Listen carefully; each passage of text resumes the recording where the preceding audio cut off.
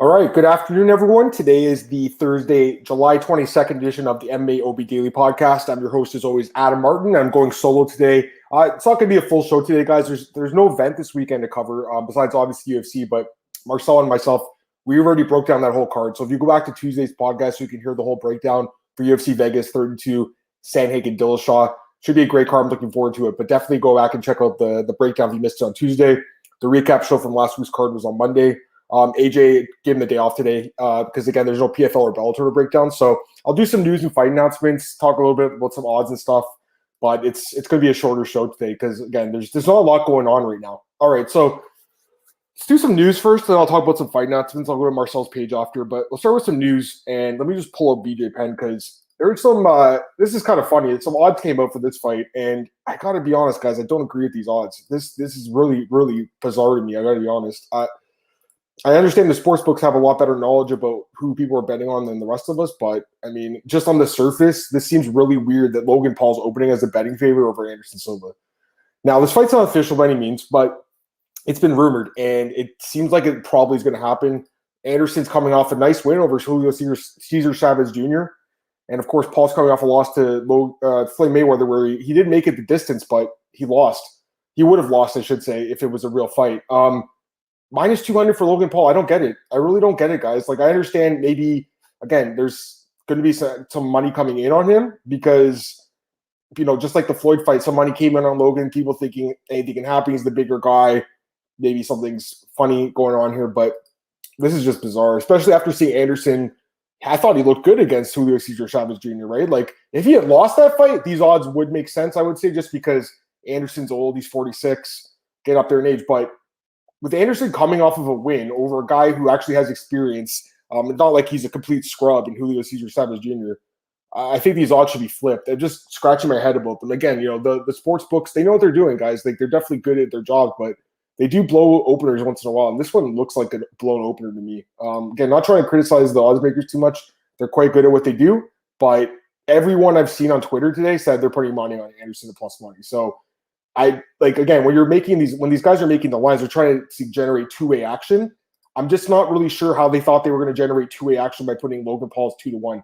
If the odds were flipping, Logan was plus 160, I could see it. Maybe some people taking a shot on the dog, but I don't see anyone really laying 2-1 on Logan Paul. You'd have to be a madman to do that, and that seems a little crazy to me. So, yeah, I mean, this fight's not official yet, but it sure seems like it's going to happen, guys. And I mean, listen, like, I get Logan Paul and Jake Paul's not everyone's cup of tea, but the guys do have a big name. Anderson Silva has a big name. This would be a big fight for both these guys. So it'll be interesting to see if it happens, but my initial lean is Anderson Silva. I mean, the guy is an amazing striker, and he still showed it in his last fight against Chavez Jr. He showed the speed and the head movement still. So, yeah, I mean, I just don't get it. Let's do some other news here. Dustin Poirier, he came out today and he was pretty critical, I would say, of Conor McGregor. And I don't blame him, really. I mean, Conor, ever since the fight, and I get that they don't like each other and stuff, but he's just been like nothing but making excuses. And it'd be nice to see the guy take a little bit of accountability for himself, you know? So Dustin Poirier came out and he spoke to Teddy Atlas on the fight, and he talked about how he believes that Conor's mentally weak, and he believes that you know, it's just all excuses from this guy, and he just thinks that basically he's beating him mentally in addition to beating him inside the octagon. So, yeah, I mean, listen, Dustin is a great fighter, man. Conor was a great fighter at one point too, but like I said, guys, after last week's card, I just don't want to see these guys fight again. I'm tired of it. I think we got to move on. How many times do we have to see these guys fight? 20 times before we figure out who the better man is? I think we know now it's Dustin. This was kind of interesting too. Speaking of Anderson Silva, he named his like top 4 fighters of all time, and man, he named some pretty good guys, including our own BJ Penn here, along with Khabib Nurmagomedov, Royce Gracie, Antonio Rodrigo, Minotauro Nogueira, who he admits he's a little biased towards because he gave him his black belt and he's a good longtime friend. Same with Gracie, I'm sure. But I mean, listen, like, you got to respect Anderson's opinion. I'm not saying I agree with the list either, by the way. I don't know if I agree with the top 4. I do think it's cool BJ's on the list. I mean, BJ was one of those guys that was beating bigger guys like earlier in the sports history, which is cool. And it's something that guys even struggle with today, beating guys bigger than them, right? So what he did, winning 2 belts, was pretty incredible. I mean, he's one of the best ever. But, you know, and I love BJ, but I mean, he did have a lot of losses to end his career. And then you look at a guy like GSP, who wasn't on Anderson's list, or John Jones, didn't list him either. they don't have many losses. Of course, John Jones does have the PED thing. Anderson does too. The other guys don't really have connections. I guess Foyce does. I think he did test positive or something years ago. I want to say the Matt Hughes fight or something, or maybe it was in Japan. I can't remember. But anyways, I mean, listen, these guys they're all legends, but it's a little weird to see a GOAT list without like GSP or John Jones. But again, Anderson Silva is his own man. He's allowed to have his own opinion, and you got to respect the opinion. All right, let's look at some other stuff here. Rafael dos Anjos, he definitely wants this fight with Islam Makhachev. So I don't know if it's going to happen because the thing is, RDA wants to fight in October. Remember, he has not fought, I don't believe, since last November when he beat Paul Felder. I still don't really understand why he didn't fight at 264. Like, he weighed in, he worked out, he trained, he was in shape, he was on weight, but he didn't fight. I don't mind having backups on cards, but I feel like they should book them for fights too. Like, this guy could have fought in that card. He could have fought Islam, quite frankly, if he wanted to. They could have booked that fight. Islam fought a week later against Thiago Moises. So now that the new rankings are out, Islam's ranked way above RDA. So Islam is number 4 now. RDA is number, I think, 7 or 8 now. And he has lost a little bit of the appeal, I guess, if you're Islam Makhachev, because if you're Islam and you're Ali Abdulaziz, you were looking for a guy who was going to get you up the rankings. Somehow, by beating the number 14 guy, he's bumped up past RDA, which I don't agree with, guys. I don't agree with it at all. Don't get me wrong. I think Islam probably beats RDA. I think all of us do. But until he does it, it's just kind of weird seeing a guy like RDA, who's a former champ, who is coming off a win, get bumped down these spots when a guy that beats one of the lowest ranked guys in the top 15 moves up to the top 5. I don't agree with the latest rankings. That's my opinion. I don't want to get too much in the rankings because, again, it's not worth arguing over. But it does matter because now Islam might not fight RDA because he's going to say, I'm ranked higher than you. I don't need to fight you anymore. I'm going to fight Beneil Dariush now or someone like that, like someone who can get me a title shot maybe. So I don't know. I still want to see this fight. Now, this thing with Khabib and Magomedov, that's not happening. That's just him. I'm going to get your comments, Jose. Hey, Jose, they changed the font here, which is kind of cool, actually. It's nice. They changed the font on StreamYard. It's just me today, Jose. I'm solo, so I'll talk to you for a bit, man. Marcel and AJ are not here today. He's asking if Shamil and Dawkins are prelims again. So, and I saw that in saying Alvey was supposed to be co-main against Roman Kopylov. I don't know if that's accurate. I think it's been changed. I talked to Marcel yesterday, and I think he said that Dawkins and Shamil is the co-main. I think that's what Marcel told me. So I'm not 100% sure, Jose, but I believe that is a mistake. I do think that was a mistake, the TV listing, because why would Sam Alvey be a co-main event? It makes no sense. Like, the guy's lucky he's still on the roster. So if that's really a co-main event next week, that's really bad. But I do think that was a mistake. I would hope anyways. And they do occasionally make mistakes. Also, they announced today that Randy Costa and Adrian Yanez, and I want to give a shout out to my boy Cole because he interviewed both guys. Their fight's been elevated to the main card this weekend, and Mickey Gall and Jordan Williams fight was bumped down. Also, I forgot to mention during the podcast with Marcel the other day that Jordan Williams is moving to 170. I should have mentioned that in the fight, so probably like him a little more if anything there in that fight with Gall. A few other things here. Sean Strickland, he's fighting next week, but he believes in the title shot going to be soon for him. Beats Uriah Hall, gets one more fight. And, when I'm reading these comments, and I'm like, this guy's crazy. Like, there's so many guys at middleweight. And I love Sean Strickland. I'm a huge fan of the guy. Don't get me wrong. I think he's great. But I'm looking at the rankings. There's so many guys that are waiting for that shot at Israel Adesanya. But the thing is, Israel's beating a lot of those guys to the top 10, right? So Sean is like a brand new challenge for him in a way. If Strickland goes out there and beats Uriah Hall, and then he goes and beats a guy like, I don't know, like Derek Brunson or something, definitely I think a title shot could be in play. So I did think it was a little nuts at first, but then I'm looking at the division and like Izzy's cleaned it out, like for the most part, guys, which I'm sure you guys would agree with. I mean, he's been incredible. So I'm a huge Strickland fan. He needs to win this fight next week, no doubt about it. If he beats Uriah Hall, though, I think he definitely gets one of those elite guys like a Brunson, like a Vittori, like a Costa, someone like that that's just below Izzy. He beats those guys, he's right there. So even though I thought it was a little crazy when I first read the comment, after looking through the division, after seeing what Izzy's done, it's possible. Jose says, unpopular opinion, Dustin be dominated even worse by the same grapplers that RDA's faced. It's very possible, man. That's the thing. Like, RDA is very good, right? So you look at RDA's record. And I'm not going to talk about the early fights, like when he lost, like, for instance, K-Bow and stuff. Like, that was a long time ago, But, basically, if you look at the last few fights, he lost to Chiesa, who's a grappler, an elite grappler, who's a big dude. And that was at welterweight. Leon Edwards, who is a welterweight. Usman, who's an amazing welterweight. Covington's an amazing welterweight. And then even at lightweight, like Ferguson, he lost to a prime Tony Ferguson, lost to a prime Eddie Alvarez, and he lost to a prime Nurmagomedov too. So you're right, man. I mean, RDA is really good, and he's very underrated, Jose. And I don't think he gets the respect he deserves. Like, I'm not saying, he's got the best record in the sport. It's 30-13, or in the UFC in general. But at in the lightweight division, he does have a lot of good wins. A lot of good wins. This is a guy who's really turned his career around. So I have a lot of respect for RDA. Islam will be favored in that fight if they do fight. No doubt about it. I mean, Islam's going to be favored over pretty much anyone at this point. But I don't think it's as big of a blow. I remember when the odds came out last year, it was like minus 800, I think, for Islam. That was a little high, in my opinion. Like, that was higher than what he was against Thiago Moises. I would say that Rafael is a little bit more dangerous than Thiago Moises. But, there's a lot more that goes into the odds than that, obviously. This was kind of interesting. I want to talk about this. Chael Sonnen made some comments about EPO. So Chael obviously is a guy who's tested positive for performance-enhancing drugs multiple times in his career. I believe it was 3 times. Basically lost his UFC career because of his inability to pass drug tests. Now, in his retirement, I guess, he's been very open about his drug use. And he's been like, I've tried this, I've used this is what it feels like, this is what it makes you feel like. Just talking about EPO, because obviously EPO is a big word right now because TJ Dillashaw is coming back on the weekend. EPO is the same substance Lance Armstrong, the cyclist, tested positive for. It really does help your cardiovascular system and your ability to train harder, longer, and better, and perform better in a fight, especially over the course of a 5-round fight.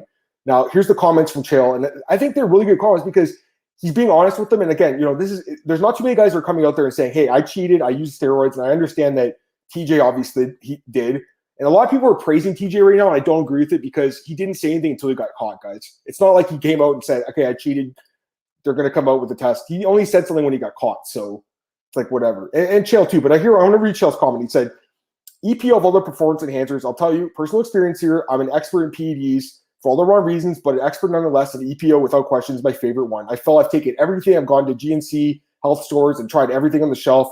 The off chance something would work, and it doesn't. They're all junk. None of the stuff anywhere on the store shelves. It's the same with PEDs. You're not going to get a bump on all of them. EPO directly affects your cardiovascular output. It's not going to make you bigger, not going to make you leaner. It's not going to make you stronger, but it's going to give you more endurance. A guy that takes EPO, particularly in training, can now just train longer. He can hit the bag many more times. He can jump that rope many more times. And I think that's such a good point that Chael's making because I got to tell you guys, the more I watch MMA, it's like these guys are so skilled. Almost all the fighters, especially in the UFC, are extremely skilled. And often it comes down to who's the better gas tank. That's really what it comes down to. If you're able to perform and use your skills for a longer period of time in a fight, it definitely gives you a better chance to win. So, yeah, it's true. EPO it's not necessarily like steroids. It's not necessarily like testosterone and stuff, but it is a performance-enhancing drug. And TJ's coming out here this week saying like, it didn't help me, and I think I'm going to perform even better without it. I'm not really buying that, guys. And I think he said, and I could be wrong, so I could be wrong. I apologize if I'm wrong, but I think he said he only really used it for the Henry Cejudo fight.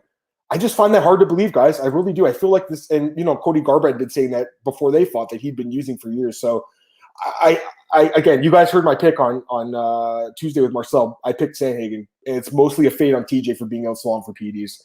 Hey, Andre, what's up, man? He says it's kind of weird people having sympathy for TJ. I agree. It's very bizarre. Now, people can have their own opinion, but I saw like a lot of people this week saying like, all credit to TJ for coming out and being a man about this. Like, how is he being a man? Like, I don't get it. He got caught for steroids. He's been out for 2.5 years, and now he's talking about it, and all of a sudden, he's a good guy again. No, guys, he cheated.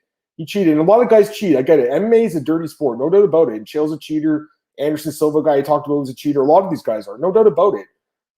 But, I just think that I wouldn't really give praise to someone because they got caught and they're explaining why they did it. Like, that's me, Like, it's cool that he is giving the rationale behind it, but again, he's saying, oh, it didn't help me anyways. I'm going to be just as good of a fighter.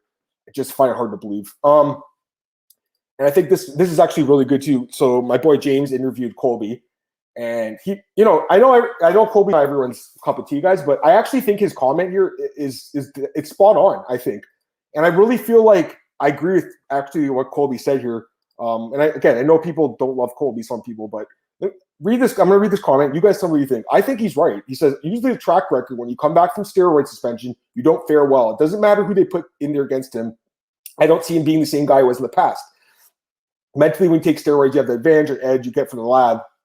And then when you don't have it, there's a mental thing that changes. He's probably done it himself. I mean, That's why he's already pushed the fight back as it is. He probably has a lot of doubts. It doesn't matter who you put in front of him for fight. I don't see him coming back successfully and winning after a long steroid suspension. I mean, I think it's definitely a good comment from Colby. And again, I know everyone's, it might not be everyone's cup of tea, but I think he's right. I actually think he's right about this one. I think it's a fair analysis. Andre says, I like Corey's style. It's a nightmare for TJ stylistically. It could be.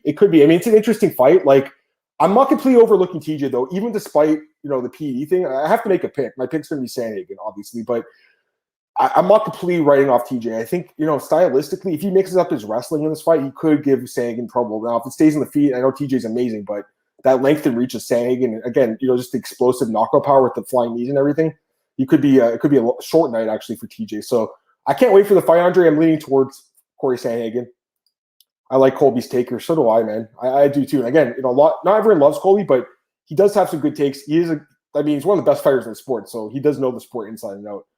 Talk about this one quickly too. Charles Oliveira, he's promising a sub, guys, over Dustin. And the odds, by the way, are out for this fight. And Dustin is favored, but I mean, I feel like Charles is like always underrated, and I don't know how you can okay, I get it. I understand why people are picking Dustin. I just don't understand you could overlook Charles Oliveira anymore. You know what I mean? Like, the guy is phenomenal, and he's coming off 9 straight wins. I want to say, I think he's a lot more wins in a row than Islam, right? So he's amazing. He's amazing and promising a war, guys. He's saying it's going to be December, Dustin Poirier and Oliveira. That's what he said. It's going to be December for the lightweight title. So 6 months from now, I guess it would be, or 5 months, I guess. I mean, it's kind of a long wait, but at the same time, all those cards are booked up till then for the most part. I think November's still open and December, but that's it. Everything else is booked. So, yeah, it looks like it's going to be probably the headliner, I guess, of the December card. I mean, I got to think about the fight more. I can't give you guys a pick right now. Not that you guys are asking anyways. I'm going to get these comments. Hey, Fight Night Picks, what's going on, man? What a wild card. This week's or next week, man? I think this week's is decent, Next week's, it's interesting. I don't, if that Sam Alvey thing is co-main event is true, bro. Craig, I think it's Craig there. Craig, I think you're in agreement with you on that one. That is a terrible co-main event, but the card looks decent. Let me get these comments. Andre says that TJ has to make it make sense. If it didn't give an advantage, why would he specifically use it against Henry or Carter Machine? Absolutely. And also, I think he did say it did help him, or he wanted it to help him cut weight, but I mean, I don't even know if that helped at all. The guy got KO'd in 30 seconds. Obviously, the weight cut took a toll on him and his chin. Jose says, since Dawson Ferreira got booked, do you see Dawson matching? How do you see Dawson matching with top 10 to 15 lightweight guys? I think Grant Dawson's great, man. I really do. I mean, his teammate Derek Minner's fighting, a guy who he beat. Derek Minner's very good too, but Dawson's just, I think, really well-rounded. And what I like about Grant is that last fight, getting the knockout over Leo Santos, because that fight was super close. We all watched that fight, guys. Like, literally, I'm watching it. I'm like, man, who the judges have up right now? Like, I think they would have scored it for Dawson. I believe that's what they did have, but no one really knew. It could have easily been 2-0 Santos on some judges' scorecard. So the fact that he went out there and knocked him out, I think with literally 1 second left in the third round, I mean, that's a statement, and that's the kind of win you need to get a top 15 guy. So I can't wait to see this guy fight someone in the top 10 and top 15. I think he's going to do really well. So I think he's fighting Ferreira next, right? That's going to be a good fight. So I really like Dawson, man. I like him a lot. Ferreira is an interesting matchup. I mean, Ferreira was doing pretty good at Gillespie before. Again, gassed out. I mean, that's pretty much what happened. Gillespie, endless gas tank. And again, guys, Diego was doing good in that fight, and he was competitive, but the cardio is such a huge issue in the sport. If you don't have a gas tank, you can't really win fights. You could win in the first round, that's it. Got to be a knockout reduce. Otherwise, you're going to lose. Let's go to Big Marcel's page for a sec. I'll just do some fight announcements and stuff. I just want to see if I forgot anything. Oh, and one other thing I wanted to mention, Justin Gaethje and Chandler are really chirping each other. I'm sure you guys saw this on Twitter. They're going back and forth. It seems like they want to fight. Like, I think Chandler said he's interested in Islam too, but it sure seems like it's going to be the fight. You got to get Justin Gaethje a fight. How does the most exciting guy in the sport not fight for a year? Guys, come on. This is terrible. He has not fought since last October. It makes me so angry. Like, get him back in the cage. Do the Chandler fight. If not, do someone else. Thoughts on Chandler's comments? I mean, it sure seems like, these guys are going to end up fighting. So as far as the comments go, I mean, there's a lot of smack talk, especially from Gaethje's side, but we'll see what happens, man. I mean, I think the UFC should make this fight, and I feel like they got to make it soon. I mean, why wait until like the end of the year? Because they might want to do it on that Oliveira Dustin Poirier card. That's in December. Get Justin Gaethje back in the cage. How is the most exciting guy in the sport, arguably? I mean, actually, I don't think it's arguable. He's got to fight in every fight he's had, right? In the UFC or bonus, except for the last fight, if I'm not mistaken. The guy is amazing. Let me just check Justin Gaethje's record. I want to see exactly how many bonuses this guy has. But he's saying he's slandering his name and saying he's ducking the fight. I just don't see Justin ducking anyone. I'm looking at Justin's record. Since joining the UFC in 2017 against Michael Johnson, 5-3, which obviously not a great record, but again, lost to elite guys, Poirier, Alvarez, Khabib. And overall, 1, 2, 3, 4, 5, 6, 7, 8, 9. He has 9 bonuses in 8 fights. He has 9 bonuses in 8 fights. He has more bonuses than fights in the UFC. That is crazy. So get this guy back in the cage. How does he only fight once this year? Maybe. He fought twice last year. He fought twice in 2019, twice in 2018, twice in 2017, twice in 2016, twice in 2015, 3 times in 2014, 3 times in 2013, 4 times in 2012, 3 times in 2011. So early in his career, fighting 3 or 4 times a year, starts fighting twice a year. He's been fighting twice a year for the last 7 years, and all of a sudden he's not going to fight twice a year this year. He's probably going to fight once, if anything. So that's an issue to me. And I don't think he took damage against Khabib, right, guys? Like, I don't remember taking damage. He got submitted, but he didn't take any damage in that fight. There's no reason that Justin Gaethje should not be getting a fight booked right now. I mean, this is absolutely nuts to me. He's pissed too, man, because he thinks that Chandler didn't deserve that title shot. Now, I'm not saying that Gaethje did either because he lost his last fight, but again, he lost to Khabib, and we saw what he did before that. I don't know. I don't get it. Chandler Beneil would be fire. That'd be a good fight. I would watch that one. Gaethje, Jay Check made money. He wants a title shot or nothing. Yeah, I mean, he's a super exciting guy too. Good for him. It's prerogative. Such an exciting guy, man. He's so exciting. Andre says Dustin on the feet. I think he'll hurt Charles. It's very possible, man. I mean, Dustin. That's the funny thing about this. What I find interesting about the fight is when obviously Oliver, and he's still known for his submissions, but he's improved his striking now. With Dustin, I feel like when he first came to UFC, you saw the submissions, like when he submitted Max Holloway. But through the years, he's mostly turned into a striker now, right?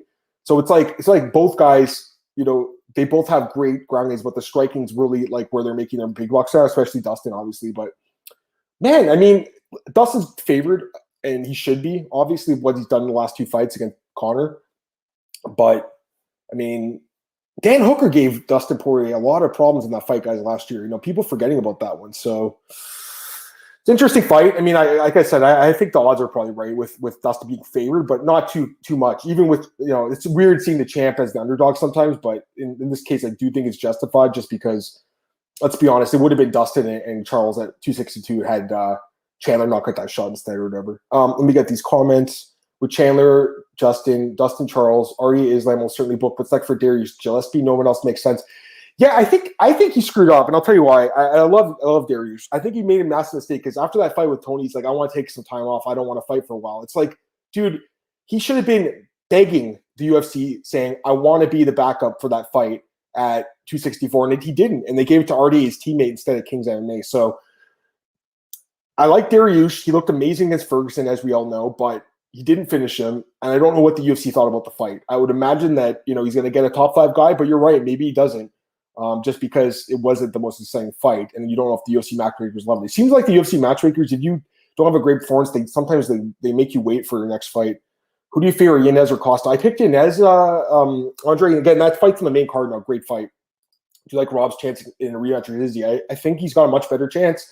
I was all over Izzy in the first fight, but Rob, again, this is not, I keep telling everyone, it's not kickboxing. Rob has improved his overall MMA game. I mean, so has Izzy. He looked pretty good in the ground against Marvin, but I mean, what Rob did to Calvin Gastelum was pretty phenomenal on the ground, dominating him for 15 minutes. So yeah, I think the odds, again, I think Izzy's the favorite in the rematch, as he should be, but I think Rob has a better chance to win the rematch than he did the first time. I mean, right now it's minus 230 and plus 190 basically. So yeah, I mean, it's the first time they fought. I want to say Adesanya was like a pick'em or something. Let's see here. Adesanya, yeah, he was basically a pick'em. Actually, opened as the underdog the first fight. That's crazy. And since then, one, two, three, four fights. So yeah, he deserves to be favored, no doubt about it. But I do think Rob's got a good chance. I'll take any other questions, guys. You want to throw them in here? Early prediction for Yair Blades. I gotta watch Yair's takedown defense again. But I remember against Overeem he struggled with it, right? So I mean, that's a big problem against a guy like Curtis. So I mean, Curtis, it's not like he's the best chin. We saw him get destroyed in the last fight by Lewis, but I mean, he looked good in that first round, guys, with those kicks and stuff. I do think he can hang with Yair in the feet. I mean, if he gets caught in the chin, he's probably going to get KO'd again. But I would imagine Blades would be favored for that one, Jose. I guess if I had to make an early prediction, probably Blades, but I got to think about it more. How stacked do you see 266? That's in September, if I'm not mistaken. I think the card's decent. It's Volkanovski Ortega, so not everyone's favorite main event, obviously, but still a good fight, and it does have Shevchenko Murphy. Really, the main event of that card is Nick Diaz and Robbie Lawler. Let's be honest, like that's the people's main event. It's a 5-round fight, so that card. I'm looking at the rest of it right now. You got Blaydes Rozenstruik, Moraes Dvalishvili, Calvillo Andrade, Suarez Rodaferi, Blanchfield Alper, and Jalen Turner versus Uros Medic, who my boy Al Zulino and BJ Penn broke. So yeah, I mean that looks good. A good card, man. I'm not gonna lie, it looks damn good. So it should be an exciting one. I'm looking forward to it. Should be a fun one. Who would you like to see Moreno's first title defense against? That's a great question, Andre. So he came out yesterday and said that he wants Cody Garbrandt. From what I've heard, Cody's going to fight Kai Kara France in his flyweight debut, and I think that's a good fight. And I do think that Cody does need to win because what I need from Cody is for him to prove he can make 125. Because the risk is if he doesn't, he could not make weight. He might come in at 120, 126 or 127 or whatever, and then you don't have a title. Well, you have a title fight for one guy, not for the other guy. So I think there's a real risk with Cody not making that weight before. At the same time, they gave TJ Dillashaw the chance to do it without having proven he could make the weight. So it's possible they could do Cody. The other option that he said Moreno was the winner of Royval and Pantoja. That's interesting. And then the other one would be, I guess, the winner of Perez and Shell, especially if it's Perez. I think Perez is a little bit higher ranked. And, of course, Askarov. So there's a few guys out there. I guess if I could pick anyone, it'd probably be Askarov because that first fight was so close. It was a draw, and you could have given it really – you could have made an argument for either guy. So I think that would be a good fight. I don't think Figueiredo deserves it right now, guys. That's my opinion. Just because they just fought twice and just got dominated in the last fight. If it was another competitive fight and he lost a split decision or something and lost his belt like that, yeah, I could see it. But split draw in the first – or majority draw, I should say, and then you saw what happened in the second fight with Duran just destroying him. So I think Davison needs to fight an Alex Perez, someone like that, like a top guy. Or he already beat Perez, actually, now that I'm thinking about it. You know what I'm saying, guys? He needs to fight someone like a top guy. Yeah, maybe they can just do Cody Garbrandt and Figueiredo. The winner gets title shot. That'd be good too. Any of those guys, maybe be fun. Edward says that Vettori couldn't successfully implant wrestling against Izzy. I'm confident Izzy gets it done. Yeah, that's fair. And again, Izzy not only thwarted the takedowns, but he looked good in the ground, reversing Vettori a few times. There's that one. I think it was a takedown. He swept him and got on top and said he's like, now you're screwed or something to him. Like, it was crazy. So yeah, Izzy's looked good on the ground in the last fight. Andre said, I thought Cody's original plan was flyweight before he fought Sunsel. It was. Or I think it was after he fought Sunsel, sorry. So he fought a Sunsel, knocked him out, and then he was supposed to fight Figueiredo last year. I think it was at 255 in November, and then Figueiredo fought Alex Perez and finished him. So yeah, I mean, Cody's already, you're right, he's already been promised a title shot. But again, he just lost his last fight against Rob Font, right? It's not like he's coming off a win. If he had beaten Rob Font, even though it's a different division, you could at least make that argument, like, hey, get this guy a title shot. But I get it from Moreno's perspective. He just kept saying, like, this guy's the biggest name. I want to fight the biggest name. I want to make the most money. If you're Brandon Moreno, I definitely get why you'd be calling out Cody Garbrandt and kind of saying, I don't want to fight Figgy. And I will say this. People were saying he's ducking Figueiredo. Come on, guys. He's not ducking him. He just fought him twice. He just wants to fight someone different. I don't think that's an unfair thing to say. It's not like these guys are never going to fight again. It's not like there's only one opportunity. I definitely think that they could do that Figueiredo-Moreno fight in the future. All right, let me do some fight announcements. I'll take some more questions you guys have. I'm going to do fight announcements. Two other things we'll get out here a little bit earlier today. He's turning out till 2022. What I heard was he's supposed to fight, I think it was a 267 in October in Abu Dhabi. That's what I heard. I don't know if it's official yet, but I mean, there is odds out for it, though. I saw it minus 270 for Peter Yan, plus 230 for Sterling. So pretty crazy odds, especially considering that it was a pick'em fight, I believe, the first time around. I understand that Yan was winning. You guys know I loved Yan in that fight, but that seems a little high. I got to be honest, even though I do think, again, he was going to lose that fight. Let's go to some fight announcements here. This was announced today. Joaquin Buckley, Antonio Arroyo. Arroyo had that guy, Tom Breeze, pull out against him, I think it was last month or 2 months ago. Lost his fight literally 10 minutes before he was supposed to walk to the cage. Tom Breeze said he didn't want to fight. Tom Breeze has been cut by the UFC since then. Buckley, obviously, he's been struggling a little bit. He lost against Chirico, but we all remember the knockout over Impa Kasanganay last year. That was absolutely insane. So I would imagine Joaquin Buckley will be favoring this fight, but Montero Road does match up decently well with him. I mean, it's not like it's a complete blow-up, but again, I'd imagine Joaquin would be favoring this one. There's not a ton of fight announcements, guys. Let's go through these quickly. Gustavo Lopez and Alateng Haley. Gustavo's probably a little bit lucky he's getting another fight in the UFC because he hasn't looked that good, but, it's possible he could win, I guess, in this fight against Hailey, who's kind of been inconsistent too. This one's pretty good fight. Michael Oleksiejczuk versus Shamil Gamzatov. Gamzatov hasn't fought in a while. It's been a little while since I think it was Clinton the Brady fought. I want to say it was 2 years ago. It's been a while.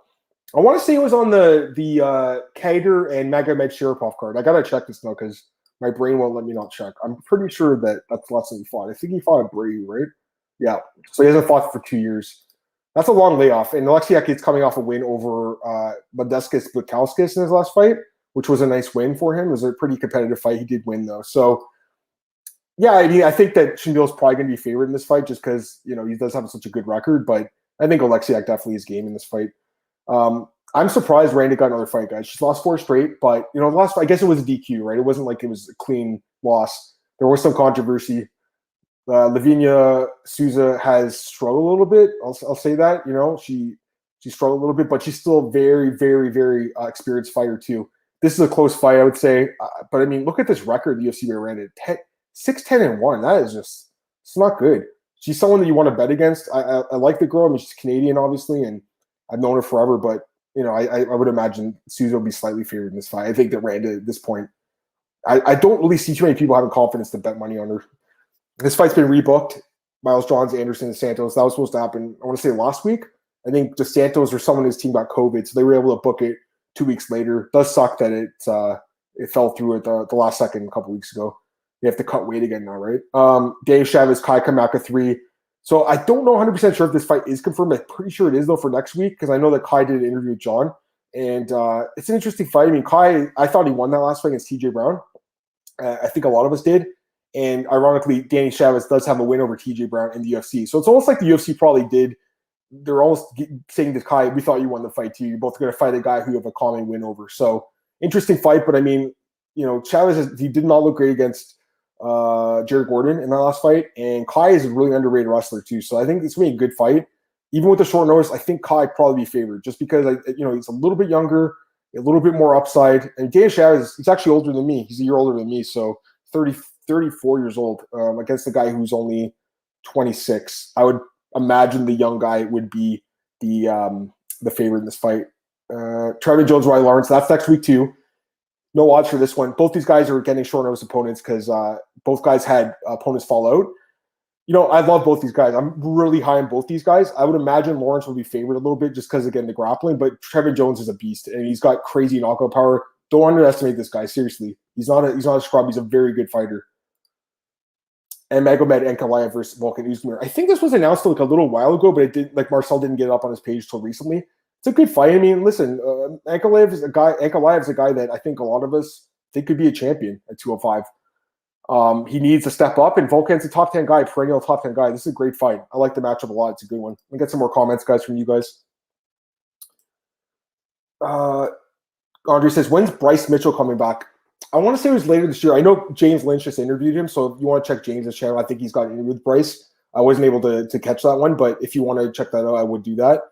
I think he said later this year, though. What's next for Tom Breeze? I mean, he's obviously done with the UFC now.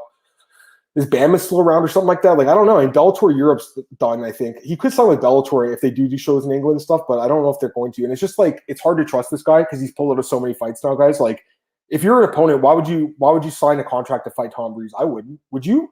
Would you really want to fight against a guy who's pulled out of more fights than he's fought? I wouldn't do it. So they probably couldn't find one if they would fight him. No one wants to fight this guy, not because they're scared of Tom Breeze, but because he doesn't make it to the octagon half the time. You train, like, look at Antonio Arroyo, trained for 3 months, cut weight, was about to walk to the cage when the guy says 10 minutes before a fight, I don't want to fight anymore. It's bizarre. That's sad about Breeze. Fortunately, we don't get more stories like that. It's a wild sport. Dude, the sport's crazy, and there's a lot going on with these guys. And again, I'm not trying to like rip on Tom Breeze because I don't know what's going on with him mentally and in his head, but it's clear that the guy does have some anxiety issues. And I think for a professional MMA fighter, that's a big issue. I don't know if you can really succeed in your career, and I'm not sure what steps he's taken to deal with that anxiety. You know what I mean? Like these panic attacks and stuff. Like, it's very bizarre. I know that I think Stefan Struve also dealt with that issue back in his early career, and his career didn't pan out either. So yeah, I mean, like, I'm not trying to slag on Tom Breeze, but it's like I just feel bad for the opponents that keep losing fights because of this guy. That's not cool. Borgen, what's up, man?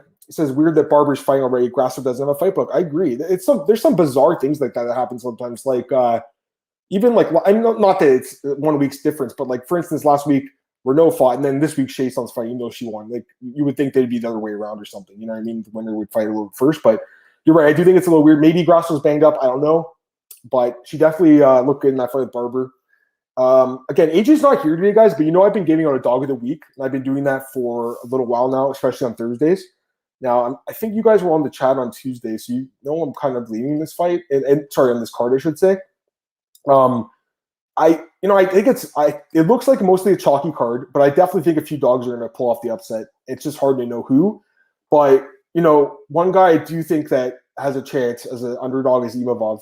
And I talked about with Marcel. I was really on the fence, but I was watching tape again today on both these guys, and I just think there's a lot more upside with Imavov because he is so much younger. He's 7 years younger. And Heinisch he just looked so bad against Kelvin Gastelum. Like, I really question where he's at right now. The guy, he looked good against Gerald Mearshart with that knockout. It was a nice punch, great punch. But, I think that Imavov matches up decently well. He's a guy that's very hard to finish, a guy that's hard to take down, a guy that has good cardio too, if not just as good, if not better than Heinisch, who's known for his cardio. So not sure what you guys are thinking on that fight, but I think of all the dogs in this card, this is one that I am looking at here. Nasruddin Imavov. Having said that, I bet on him against Phil Hawes. I think he was a dog too, and he came up short in that fight. It was a really close fight. He came up short. So don't want to get burned by this guy again, but I'll give him another chance, I think, guys. I think he could do it. So I would say the younger guy in this fight probably has more upside. I'm really curious to see what you guys think. But in general, I'm looking at this card, and it's like there's a lot of chalk guys that I think mostly wins on this card. But when is there ever a card that we've seen where there's not a few upsets, right? So someone's going to win that we're not expecting. And I don't know who it's going to be, honestly. What's your lead for Volk and Ortega? What a great question, Andre. Honestly, I've been watching Tough. I didn't catch last night's episode. I'll watch it. Maybe I'll watch it tonight or something. I was going to talk about the AJ, but he wasn't able to come on today. So we'll recap that next week. I'm going to see if there's odds for that. I think there are odds. Volkanov, yeah, there's odds. Right now, Alexander Volkanovski minus 185, Brian Ortega plus 160. I think that's probably accurate, right? I mean, he should be about 2-1 in this fight. Volk, he's a champion. He's coming off back-to-back wins over Max Holloway. I didn't think he beat Max in the last fight. I don't think a lot of us did, but definitely beat him the first time. And the guy's on really, I think 17, 18 fight win streak. I mean, that is insane. So don't get me wrong. I mean, Brian Ortega looked amazing against Korean Zombie. It's just so hard to say, especially after Korean Zombie looked good against Dan Ige, right? Maybe Brian really did get that good in the 2 years he took off, because that's what he says. He's like, I just trained the whole time, and I was doing it in stealth mode, just doing it quietly, which is cool. So he looked great in the striking. I think he's definitely got a chance, but Volkanovski's the clear favorite. You could argue Imavov got cheated by the constant fence grabs by Hawes. I thought so too. I mean, I'm not going to sit here and cry with spilled milk. I thought that fight was super close that night. I was a little bit upset, but I mean, I don't think Hawes winning the fight was a bad decision by any means. Just that Imavov definitely, I think based on that, I mean, Hawes had a problem taking him down. By the way, I want to say Hawes is training with Heinisch now at Sanford. I think they're both there at Sanford, right? So that is something to keep in mind too. Hawes already beat this guy, so he might be telling Ian, this is how you beat him. You push him against the fence, and you hope that you do a little bit more at the offense. I just think that Hawes is a lot stronger of a wrestler and is able to do that. And we saw Hawes in the last fight with Kyle Dawkins, the way he was able to ground him out and beat the crap out of him. So, yeah, I don't know, guys. I mean, I think that, the UFC, we were talking about Marcel, because Imavov is getting a ranked guy, it's almost like the UFC is saying, we thought he won the fight. Because it was a close fight, no doubt about it, against Hawes, I'm saying. I agree with you. Heinisch, bad for business right now. He just hasn't looked good. He could win this fight, but I think the upside's on the dog. I really do. Ortega, that fought Zombie, was a real threat to win. I like him at plus 160. Dude, that guy looked amazing in that fight. I mean, there's no doubt about it. But it's still I was at the fight with Max Holloway in Toronto where he just got destroyed on the feet. And again, I know MMA math doesn't work, but I do think Volkanovski is a very good striker, a very underrated striker, a guy who was able to outstrike Max Holloway at least once, arguably twice. Not for me, but maybe for some judges. So I would lean towards Volk, but again, I think Ortega looked great. So I think you're right, man. He's definitely he's a live dog. I'll say that. I'm not going to write off Brian Ortega. He is a live dog in this fight. I have to do a little bit more research onto his improvements and stuff, but again, Volkanovski is just so good. And when was the last time he lost? It's been a while, right? The guy's phenomenal. He's very, very difficult to beat. You guys have a few more questions. I'll take them, and then I'm going to get out of here. Get out of here a little bit earlier today. If you guys have any more questions, throw them in here, though. I'm just trying to think what else. For this card, yeah, again, Tuesday, you guys run the podcast. You know who I'm leaning towards. But I'm just looking at this card, and it's like my spidey senses are tingling a little bit because I do feel like there's going to be a couple upsets here, guys, that we don't see coming, and I just don't know who it's going to be. You know, Max Kellerman's comparing Islam to Kobe. That is interesting. I don't know what to think about Max Kellerman. I think the guy is definitely, he's a big name in sports. When I watch boxing and I see him doing the commentating, the guy's clearly very knowledgeable about boxing. I do question the MMA knowledge, though, guys. I don't know if he's the most knowledgeable guy, but he's a big name in sports. He has like a couple million followers. Everyone knows who Max Kellerman is. So if you're ESPN, I get why you'd put him on the broadcast, but I still think they need to have more MMA-centric people. You know what I mean? Not saying me, but just someone that knows the sport really, really well, Technically, the Ortega that fought Max isn't the same person. Footwork, punching, mechanics, defense, so much better. I agree. And actually, I was talking about this with AJ like a few weeks ago. We were talking about the tough, and there was that one scene. I think it was the first or second episode, and Brian was teaching one of the guys how to strike, and he's showing like the pivoting of the feet and stuff. And I'm watching. I'm like, this guy actually gets the striking now. And as someone who, I'm a guy who, I'm not saying I'm obviously even close to the striking caliber these guys have, but I did train Muay Thai, and I love striking. I love technique and striking, and I think that was super cool. So I am with you on that one. ESPN needs to sign you, Adam. Yeah, we'll see. I'm happy. I'm really happy doing the MMAOB Daily Podcast, guys. So it's all good. But it'd be cool working for ESPN too. Do you think Mirsad Bektic underachieved during his MMA career? It's a great question. Such a highly touted prospect. Now, so here's the thing. So I think Mirsad is good. I was never completely sold on him like a lot of people. Like my boy Patrick Wyman, who I respect a lot. He doesn't cover MMA anymore, but he's got this podcast. Like I think it's called Tides of History. He's killing it, man. He just released a book. Just wanted to give that guy a shout out. But he was so high in Mirsad years ago. He kept telling me like this guy's gonna be a champ, and I just wasn't completely sold on it. And you saw the durability as a huge issue with this guy against Elkins, against Emmett. In the last fight against Jackson, gets choked out too. I mean, the guy, he started off his career 11-0, and then he finished off with a 2-4 record. So really struggled at the end of his career, man. I don't know what happened at Mirsad. I think the weight cut got to him a little bit. He's only 30 years old. He's actually younger than me. He's 3 years younger than me, which is nuts. So, I mean, the guy's not old by any means, but, he says, I think he's going to do, I want to say he's doing coaching and nutrition or something for these guys. So he'll still be in the game, but he doesn't want to fight anymore. And you know what? Again, this is a young man's sport, and 30 might not seem old, but he's been fighting since he was since 2009, since he was 18 years old. So, when you start doing something at 18 and you finish at 30, that's 12 years, and especially if it's fighting, that's a long time. So it might not seem like it, especially if you see a guy like, for instance, Fedor, who's been fighting for 30 years now. He's fighting again this year, or Linux, someone like that. But not everyone could do that. So I think Bektic probably made a good move, hanging up his gloves.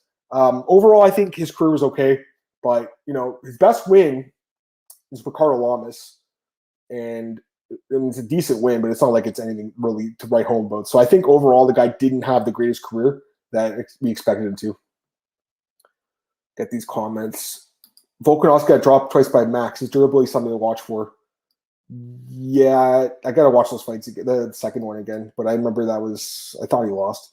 Not saying Ortega should be feared. Plus 160 is nice for a fight. It feels close to 50-50. Absolutely. I mean, what's that saying? He's like 40% winner or something. So you're right. I mean, if you're capping it at 50-50, you're getting a 10% margin there. I mean, there's value there for you then, Morgan. You're right. You know how to do it. Morgan saying, who's next? One fire move up, make a run in the top 5. Poirier, Hooker, and Oliver. He's saying, you're saying for a featherweight to move up. Okay. Good question. Great question, actually. I'm just going to take a look at the rankings really quick. All right, so Volk's not moving up. I think Chan Sung Jung did say something about potentially fighting 155. I think he did, so that would be interesting. Just because I feel like he's so far behind these other guys at this point. He's behind Ortega, he's behind Max, he's behind Yair probably. Looking at the other guys, I mean, Barboza's already fought there. I don't know. I can't wait for that Barboza Chikadze fight, by the way.